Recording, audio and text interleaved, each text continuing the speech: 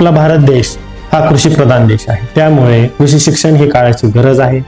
माझं स्वप्न आहे की शेतकऱ्यांच्या समस्या समजून त्यांना वैज्ञानिक उपचार सुचवणे. ही दिशा मला केवळ या BSc ॲग्रिकल्चर कोर्समुळे सुचली. खरं सांगते, BSc ॲग्रिकल्चर हे केवळ डिग्री नाहीये, तर हे एक मिशन आहे अन्नदाता बनण्यासाठी. तर शेतात नवनवीन तंत्रज्ञान येतात, जसं की ड्रोन, बायोटेक्नॉलॉजी, सॉइल टेस्टिंग इत्यादी. हे सर्व आता शेतकरी वापरायला चालू करतायत. हे सध्या आम्हाला BSc ॲग्रिकल्चरमध्ये शिकायला मिळतं.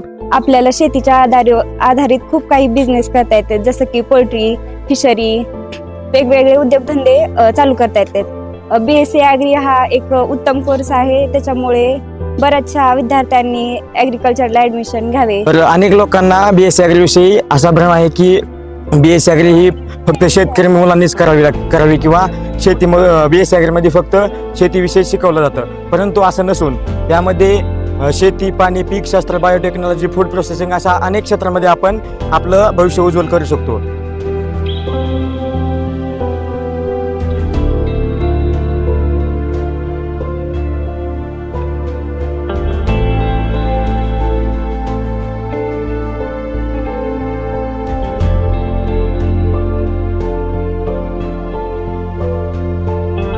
माझं नाव जाधवर मीरा आणि मी एक BSc ॲग्रिकल्चरची स्टुडंट आहे.